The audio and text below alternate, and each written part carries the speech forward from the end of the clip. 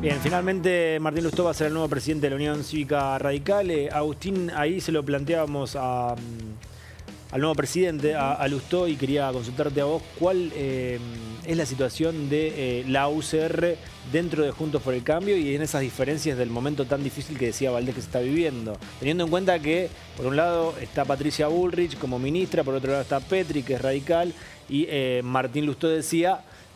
la UCR no cogobierna. ¿Hay un sector del PRO que sí cogobierna? Bueno, esa pregunta por ahí sería mejor preguntársela al presidente de la Juventud del PRO. Pero sí te puedo decir, para también ser coherente con lo que venimos diciendo, que Juntos por el Cambio, que es la herramienta en la que hoy está inserta la Unión Cívica Radical, no está cogobernando, que tiene 10 gobernadores, como bien dijo Valdés, que está trabajando entre sus cuerpos legislativos, entre sus cuerpos técnicos, para construir una propuesta de mayorías, una propuesta que vuelva a enamorar al electorado, que está a la vista que lo perdió, y que ha sufrido una partida, una emigración de algunas personas que han decidido formar parte del oficialismo. Digo, la Unión Cívica Radical no cogobierna, pero sí puede haber personas que se sientan radicales y que se encuentren gestionando a nivel nacional, a nivel provincial, a nivel local. Y lo mismo estimo que puede pasar en el PRO. Yo digo, si somos orgánicos, si somos institucionalistas, y la Unión Cívica Radical no está cogobernando, y Juntos por el Cambio no está cogobernando, entonces, digo, la conclusión lógica es que las personas que están gobernando no forman parte de Juntos por el Cambio.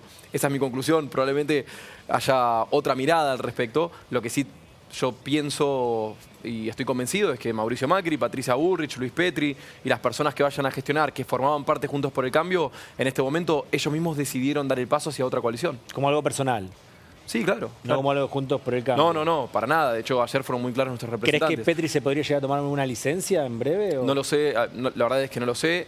Yo ya dejé clara mi postura porque más allá de que el pedido de expulsión haya tenido algún tipo de ruido público, a mí lo que más me importaba del pedido era sobre todo hablarle a las nuevas generaciones de que entiendan que en la política no tiene que ser todo gratis, no vale todo. Yo no puedo decir una cosa un día y al otro día cerrar con otro espacio. Yo no puedo ser candidato a presidente de un partido y de las 48 horas anunciarme como ministro del partido que ganó, que entre otras ideas que se me ocurren, creo que eso habría que en algún momento pensarlo desde la política, ¿no? Es raro que un candidato a presidente que pierda una elección a las 48 horas sea funcionario del partido que ganó, habiendo perdido. Digo, más allá de esas cuestiones que por ahí son más de detalle, me parece que tenemos que entender que el radicalismo está en un proceso de renovación. Adriano Morone, de Jujuy, es el nuevo presidente de la Juventud Radical Nacional. Martín Lustó es el nuevo presidente de la Unión Cívica Radical Nacional.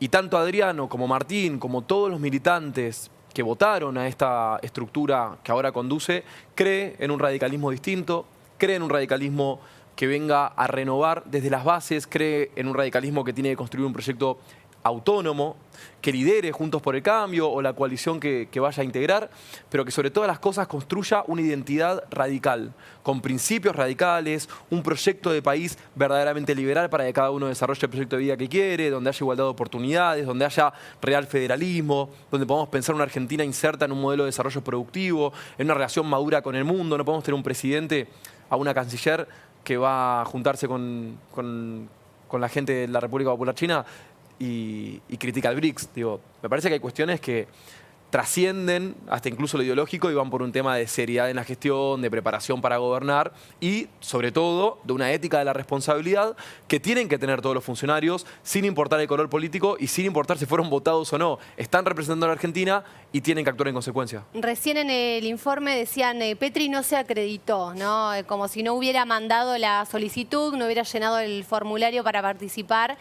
¿Tuvieron alguna comunicación con él? ¿Dio algún tipo de mensaje hacia adentro de la Unión Cívica Radical en algún momento de todos estos días? Yo no sabría decirte si mandó algún mensaje. Pero no llegó, digamos, vos tenés un sí lugar... explicarle a la gente que son 4 delegados por provincia y que esos 4 delegados tienen 4 suplentes. Si uno de los delegados no asiste, se activa un suplente. Claro, que fue lo que pasó. Evidentemente no habrá llegado al Comité Nacional, pero bueno, hubo 4 delegados de Mendoza que eligieron esta conducción y que también son muy valiosos para pensar un radicalismo protagonista, porque ellos son, digo, el radicalismo mendocino, que se efectuó también a favor de Juntos por el Cambio, a diferencia de Luis Petri, el radicalismo mendocino gobierna y gana elecciones en Mendoza. Entonces, el radicalismo nacional tiene mucho que aprender del radicalismo mendocino, del radicalismo chaqueño, del radicalismo jujeño, del radicalismo correntino y del radicalismo santafesino. El resto del radicalismo nacional tiene que aprender, como también tiene mucho para aportar, porque nosotros, a pesar de que en la última paso nos quedamos a 25.000 votos, construimos, es innegable el crecimiento del radicalismo desde Silvana Giudici hasta el día de la fecha, 2011, 2013, hasta el día de la fecha, que también coincide con el ingreso de Martín Lustó y con la conducción de Emiliano Jacobiti en el partido de la Unión Cívica Radical de la Ciudad de Buenos Aires. Tenemos para aportar, tenemos para integrar propuestas, pero también tenemos para aprender, y creo que en ese armado, en ese entendimiento integral y en esa síntesis de identidades está el proyecto nacional que va a representar al radicalismo en el 2027. La gran misión del radicalismo de cara al 2027 es volver a tener un presidente o una presidenta radical. Desde el año 2011, Ricardo Alfonsín, que la Unión Cívica Radical no tiene una candidatura en elecciones generales. Fue Sanz en 2015, 2019 sin candidato, 2023 sin candidato. Creo que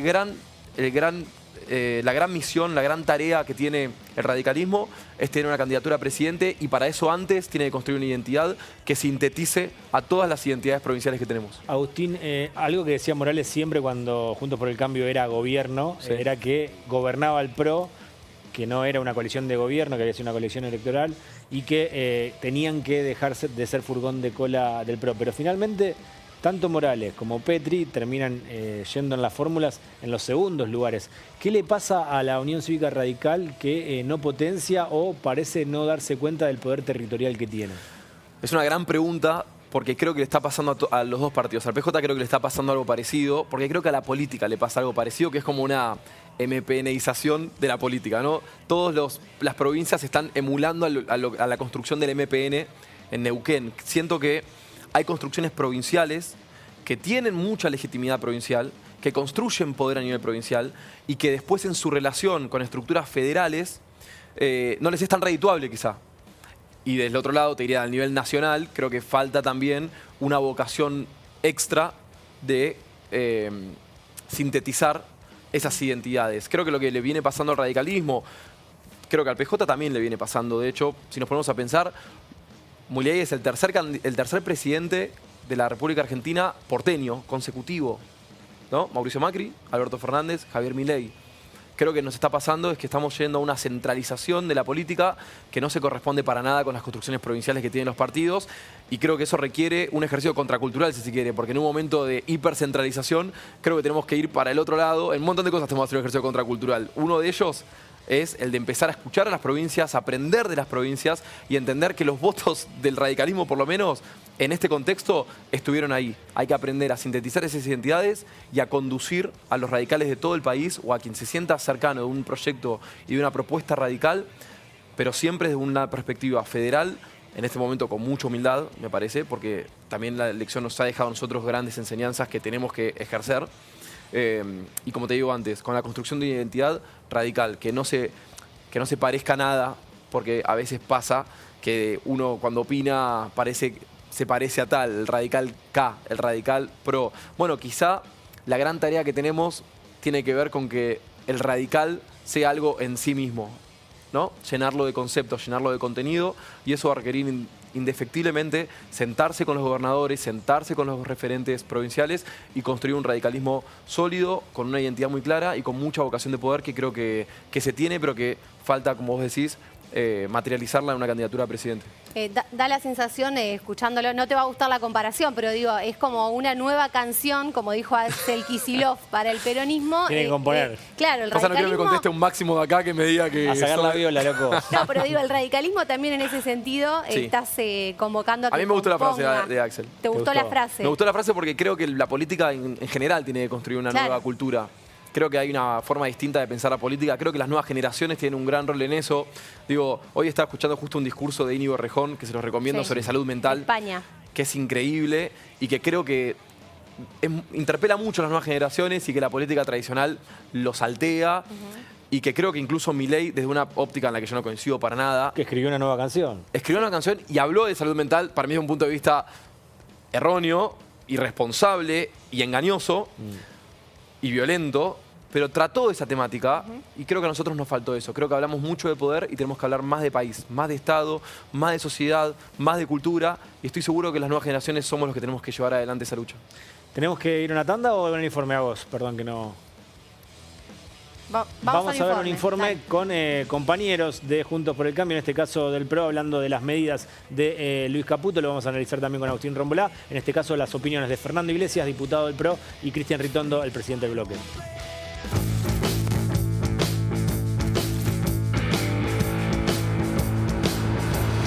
Fernando, ¿puede ser breve? ¿Qué haces? ¿Puede ser breve? Rápido, dale. Dale. ¿Interpretaciones de las medidas de Caputo del día de ayer? Bueno, lo central es que se acabó el derroche fiscal y es el gran problema que ha tenido la Argentina. Ese es el núcleo de la propuesta del gobierno y coincidimos. Si seguimos gastando más, lo único que estamos haciendo es generando más inflación y un escenario donde perdemos todo. ¿Apoyan las medidas entonces? En principio sí, claro. ¿No cree que podría haber habido un punto intermedio entre lo que ustedes cuestionaban y estas medidas, o que haya algunos paliativos para la gente, como decía el propio Melconian el día de hoy? La mitad de esto es impuestazo y la mitad de esto es licuación, pero no vengamos que esto lo paga la política, que lo paga la casta y que nunca más la gente, siempre lo paga la gente. Mirá, las medidas en detalle han sido generales y falta saber bien el detalle de cada uno, pero lo central es esto. Si queremos terminar con la inflación y tener un país razonable a mediano plazo, hay que terminar con el gasto fiscal, y la alternativa que tenemos delante a esto es seguir así e ir directo a una hiperinflación. Yo me permito recordar a los argentinos que los grandes crecimientos de pobreza en la Argentina siempre han sido por inflación. La hiperinflación, el Rodrigazo, el dualdazo del 2002, inflación. Es peor que el Rodrigazo. Es peor que el Rodrigazo por la magnitud de la devaluación del peso, por la magnitud de los impuestos, por la magnitud del aumento tarifario que se viene. Hoy Ismael Bermúdez decía que esto es peor que el Rodrigazo. ¿Qué visión tiene al respecto? Que Bermúdez se fije un poco cómo fue el último año, porque este gobierno se va con 4 millones más de pobres y 100.000 millones de dólares más de deuda y 50.000 millones de dólares en las LELIC. Así que aumentar la pobreza de 45.000 a 65.000. Esos son cálculos de Bermúdez. La verdad que no me voy a poner a evaluar la competencia de Bermúdez. Lo que está claro es que tuvimos 2 millones más de pobres en el último año. Fernando, la última. Javier Milei siempre dijo que el costo lo iba a pagar la política. Esto le está tocando a la gente, a la clase media, a la clase trabajadora. Sí. Es la suba de precio de las naftas, el supermercado. Bueno, la sube, a ver, lo único que falta es que sea no es por las medidas. El precio de la nafta histórico en la Argentina fue de $1. Entonces, el peronismo hace siempre lo mismo. Te deja atrasado las tarifas, atrasado el tipo de cambio, el país hecho pelota, y vos tenés que pagar la tarjeta. Y cuando pagas la tarjeta te dicen, oh, mirá que pagaron la tarjeta. Flaco, reventaron el país y reventaron, además de que reventaron todo, creando aún 2 millones más de pobres en el último año. Entonces, bueno, un poquito de seriedad. ¿Le gustaría que Mauricio Macri presida al PRO, el partido? Eso lo tiene que decir Mauricio y el PRO. ¿Está unido el PRO? Ya lo veremos. Sí, acabamos de tener una reunión de bloque muy productiva. Gracias, Fernando. Hasta luego. ¿Cómo están analizando las primeras medidas del equipo de Javier Milei? Nosotros decidimos que más allá que las tenemos que ver, es un acompañamiento responsable, que es lo que venían planteando tanto nuestros gobernadores como los legisladores. El camino hacia la imperfección, si no se toman medidas urgentes, es inevitable. Una de las críticas que hacían ayer colegas y especialistas en economía es que Javier Milei siempre dijo que el costo lo iba a pagar la política, pero esto también lo va a pagar el trabajador, la clase media. Acá hay un ajuste general, que él lo anunció en la campaña. Cuando se habla de la política, también hay un ajuste en la política, tiene que ver con lo que se gira a las provincias, tiene que ver con mucho de eso. Eso también es bastante importante. ¿No hubo ningún paliativo o algo para los sectores más bajos, más allá de lo de la asignación? Bueno, está la asignación, llevar al 50%, me parece. No cortar planes, sino ir revisándolo. Me parece que hay todo un esquema que es importante, pero hay que tomar medidas urgentes para que la Argentina no sea inviable definitivamente. Haber puesto el piso en la nafta cuando sabes cuánto valen en Uruguay, en Brasil, alrededor, iba poniéndole un piso, en algún momento sabía que eso se iba a liberar y se iba a aumentar. El gobierno lo llevó hasta lo último, pero esto es responsabilidad absoluta del gobierno. Milei asumió hace 2 días. Escuchaba a Bermúdez que decía que esto es peor que el Rodrigazo, o a Melconian decir que era un poco improvisado, que faltaba un poco de medidas para los sectores más necesitados. Me parece que las medidas que se están tomando son las lógicas, las que hay que tomar. la que ha decidido este gobierno, nosotros tenemos que tener un acompañamiento responsable para que este gobierno pueda empezar a transitar el camino que se propone. Dentro del bloque del PRO es unánime este acompañamiento. Es unánime este acompañamiento. Patricia sigue dentro del PRO, más allá de que ahora está dentro de la Libertad de Avanza. Sí, por supuesto, fue nuestra candidata a presidenta, fue nuestra presidenta de partido y sin duda la mejor persona para ser ministra de Seguridad que puede tener la Argentina. El domingo me decías que Juntos por el Cambio, como bloque, interbloque en diputados, no existe más. ¿Cómo se está trabajando eso? No, hoy no existe, existen las relaciones entre bloque y bloque, ojalá con muchos de ellos podamos llegar a acuerdos para acompañar. Yo vengo hablando mucho con Miguel Pichetto y lo estamos haciendo en la vía razonable, con Rodrigo de Loredo, así que esperemos que podamos retomar el camino de compartir decisiones juntos dentro del recinto. Gracias, Cristian. Gracias.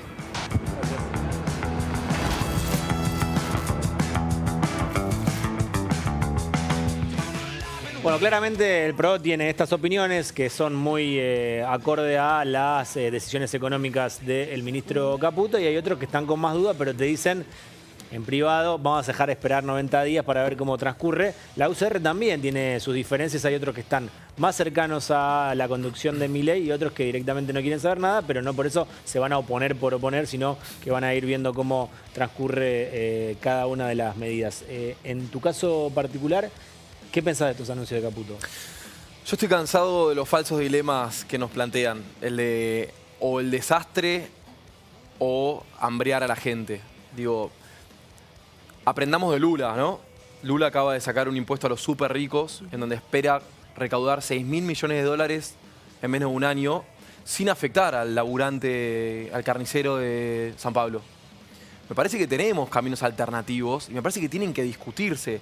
Yo recién cuando lo escuchaba a Martín, mejor dicho, digo, el sentido común es el menos común de los sentidos, pareciera, porque lo que plantea Martín, que es lo que planteamos el radicalismo hace mucho, es juntarnos a ver cómo vamos a hacer para materializar estas medidas y que las podamos respetar entre todos, porque encima juntarte con otra persona a negociar también te combina a vos a cumplirlo después. Lo que yo no puedo entender es que ahora haya un ajuste brutal en todos los ámbitos al mismo tiempo, que nos prometan el desierto, porque en realidad en este momento ni siquiera nos están prometiendo una tierra prometida, en este momento hay una promesa del desierto. Todavía no escuché el incentivo para hacer esto, a pesar de que entiendo que el Excel les va a dar bien, porque probablemente el Excel les dé bien. ¿El problema es a costa de qué? Digo, hay una, casi hasta una lucha cultural, te diría, donde los números parece que está bien si cierran, aunque tengan a la gente afuera, y los números no cierran con la gente afuera. Esto es política, no es un Excel, no es un modelo, no es una timba financiera en donde si te va mal perdés una parte de tus ahorros. Acá estás jugando con la vida de la gente, con gente que viene muy vapuleada, que es la razón principal por la cual los votaron.